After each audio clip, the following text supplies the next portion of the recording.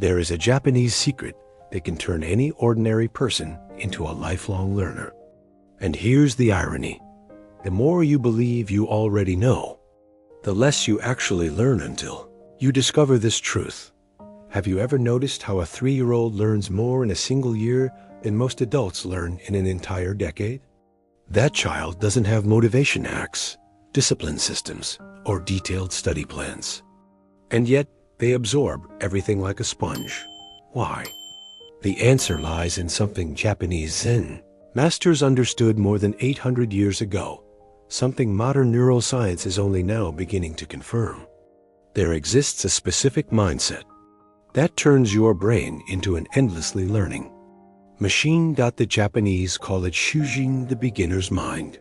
And when you combine Shoshin with 2 other powerful concepts, Shuhari, the natural cycle of mastery, and Do, the endless path, you unlock something almost frightening: the ability to learn anything at any age, without ever stagnating. But here's the problem. Most people lose this ability by the age of 25. Not metaphorically, literally. They begin telling themselves things like, "I'm not good at this. I'm too old to learn. My brain just doesn't work that way." And over time, these thoughts harden into beliefs. Before I tell you the story of how an ordinary man discovered this secret and completely transformed his life, take a moment to subscribe to the channel, leave a like, and comment below. What skill have you always wanted to learn, but believe it's too late for? Now, back to the story. Chapter 1. The man who lost faith in himself, Alexander, was 32 years old. He had worked in a mechanic shop for nearly 10 years. He was the kind of man who arrived at 7 a.m. and left at 7 p.m., covered in grease, exhausted, but proud that he could put food on the table. But Alexander carried a weight no one else could see. A quiet frustration that ate at him every single day. He watched customers pull into the garage, lawyers, doctors, business owners driving cars that cost what he earned in 3 years. And he wondered, how did they get there? Are they smarter than me? Were they born with advantages I never had? Alexander had dreams. He wanted to study engineering, not just to fix engines, but to truly understand how they worked. He wanted to start his own business. He wanted to earn enough so he wouldn't have to count coins at the end of every month. He wanted to train his body to be strong, to play with his children without running out of breath. But every time he considered starting, a voice in his head shouted louder than all the others. "You're 32. It's too late. You barely finished high school. You don't have the intelligence, the time, or the money." And he believed it because society had drilled it into him for years. There's a window for learning. You learn when you're young. After 30, your brain is already set. That's it. So Alexander lived on autopilot. Work, home, work, home. Weekends spent recovering from exhaustion. Bills paid at the last possible moment. No growth, no future. Just survival. Until the day everything collapsed. Chapter 2. The day everything fell apart. It was a Saturday. Alexander was at home, enjoying a rare moment of rest. His wife, Sarah, was cleaning and organizing the house, as she did every weekend. He lay on the couch scrolling through his phone, too tired to even watch television. Then a scream cut through the house. "Alex, help me." He jumped up and ran to the kitchen. Sarah was on the floor, clutching her arm, her face twisted in pain. She had slipped on the wet floor and fallen hard. Alexander rushed to lift her, but his arms trembled. His back locked up. He couldn't do it. He didn't have the strength to carry his own wife. 10 years of hard labor in the workshop, yet he had never truly trained his body, never taken care of himself. And now, when it mattered most, he failed. They made it to the car slowly, each step agony for Sarah. Alexander drove to the hospital, hands shaking not just from fear, but from another thought pounding his mind. How much will this cost? They lived on the edge financially. No savings. No buffer. X-rays. Medication. Physical therapy.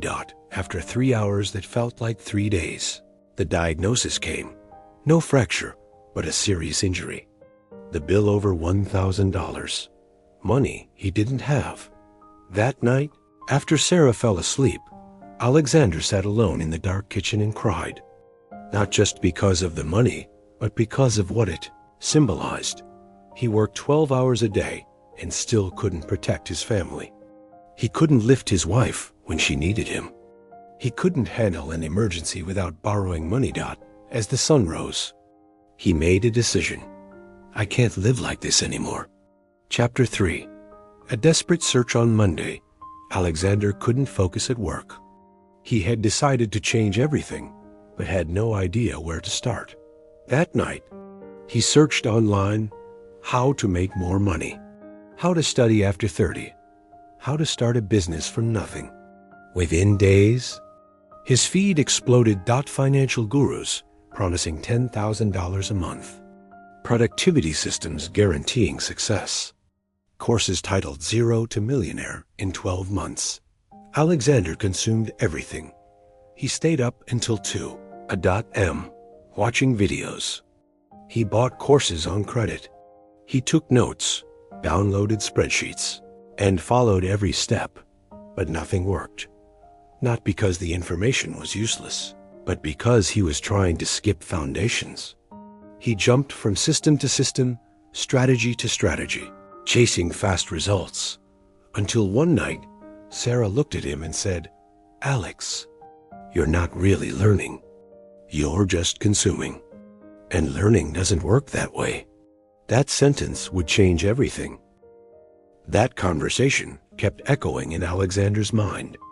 The very next night, while scrolling through the endless feed of promises, shortcuts, and miracle solutions, a video appeared completely different from everything he had seen before. The title was simple. Shoshin, why did you stop learning? The man in the video wasn't shouting. He wasn't promising fast money. He wasn't selling magic formulas. He was calm. He was explaining. He was telling a story about learning, about life, about Japanese philosophy. Alexander almost scrolled past, but something made him stop. He clicked. And in the next 15 minutes, everything Alexander believed about learning was shattered. Chapter 4. Shoshin, the discovery. The man in the video was of Japanese descent. He began by telling the story of the Zen master Shoryu Suzuki, who once said a sentence that became legendary. In the beginner's mind, there are many possibilities. In the expert's mind, there are few. Alexander paused the video. He read the sentence again. And again, something clicked. The man continued. The biggest problem adults have isn't a lack of ability. It's an excess of certainty. You think you know how things work. You think you know your limits. You think you know what you can and cannot learn. And those certainties become your prison. Alexander felt as if someone had turned on a light in a dark room. Shoshin means beginner's mind. It is the ability to approach any situation, even when you think you already know, as if it were the first time. Without preconceptions, without ego, without fear of looking stupid, with pure curiosity. The core idea of Shoshin is openness, enthusiasm, and freedom from prejudice even when studying something you've done for years. A beginner's mind is considered ideal for learning any discipline because the beginner has fewer assumptions, no expectations, no rigid beliefs about how things should be. An expert, on the other hand, often has fixed ideas, right ways that block new possibilities. In the mind of the beginner, there are many possibilities. In the mind of the expert, there are few. Zen master Shunryu Suzuki popularized this idea in his classic book, Zen Mind, Beginner's Mind. Shoshin also preserves enthusiasm. It restores the freshness and curiosity we lose when we become complacent or overly confident in our knowledge. It is a philosophy that encourages lifelong learning. The video then illustrated the contrast between two people. An average adult enters a Spanish class thinking, "I've tried learning Spanish 3 times and failed. I'm bad at languages. This is probably a waste of time." This person arrives already defeated. Their mind are closed. Every mistake confirms what they already believe. Within 3 weeks, they quit. Now, compare that to a child. A child enters the same class without any of those beliefs. They don't think, "I'm good" or "I'm bad" at languages. They simply experiment. They make mistakes without shame. They try again. They fail again. They try again. Their mind remain completely open. 6 months later, the child is speaking. The difference isn't intelligence. It isn't brain capacity. It's single quotes SA mindset. It's single quotes S Shoshin. Then the man asked a question that hit Alexander like a punch. How many things could you have learned in your life if you hadn't decided you weren't capable before truly trying? Alexander paused the video. And realized something devastating. He had never truly tried to learn anything. He consumed information, but he didn't learn. Every time he started something new, he already believed it wouldn't work for him. He didn't have the mind of a beginner. He had the mind of someone who had already surrendered. The video continued by introducing 2 other concepts that completed the puzzle. Shoshin is the beginning. But how do you evolve while keeping that open mind? The Japanese answer was shu-ha-r-i.shu. You follow the rules completely. You copy the master. You don't innovate. You don't modify. You don't assume you know better. You absorb the pure form. After mastering the rules, you begin to break them consciously. You adapt. You experiment. You start finding your own style. You transcend the rules. You no longer think about them. You become the practice itself. The rules live through you naturally. All of this exists inside a larger concept called do the path. You are not learning to reach a destination. You are on a journey. And the journey never ends. You never arrive. You are always learning. The video ended with an invitation. Man offered a mentorship program where he taught how to apply these concepts in real life. It wasn't cheap, but it wasn't outrageously expensive either. And for the first time in months, Alexander felt something unfamiliar. Not excitement. Not hope for quick results. Clarity. Something finally made sense. That same night, Alexander signed up. Chapter 5. Mentorship. Kaizen and Ikigai. First mentorship session shocked Alexander. He expected formulas, steps, a clear system to get rich quickly. Instead, the mentor asked a single question. Why do you want to change your life? Alexander answered immediately. I want to earn more money. I want to take care of my family.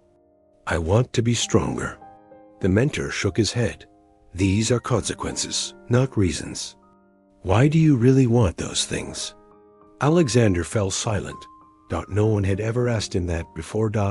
After a long pause, he spoke. Because I feel like a failure. Because I want to prove to myself that I can do it. Because I refuse to spend the rest of my life just surviving. The mentor smiled. That's it. That is your reason for being. He continued.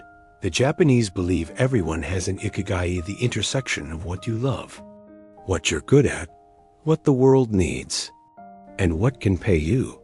But before you find that, you must answer one question honestly. What makes you get out of bed every day, even when there is no immediate reward? For Alexander, the answer was clear. He didn't want to be the man who couldn't support his wife. He didn't want his children to grow up seeing a defeated father. He wanted to prove first to himself that change was possible. That was his ikigai. And once he found it, everything shifted. It was no longer about money. It was about becoming someone worthy of self-respect. Then the mentor introduced the next principle: KAIZEN. KAIZEN means continuous improvement, not massive leaps, but little, consistent progress. Just 1% better every day. People fail because they demand dramatic results immediately.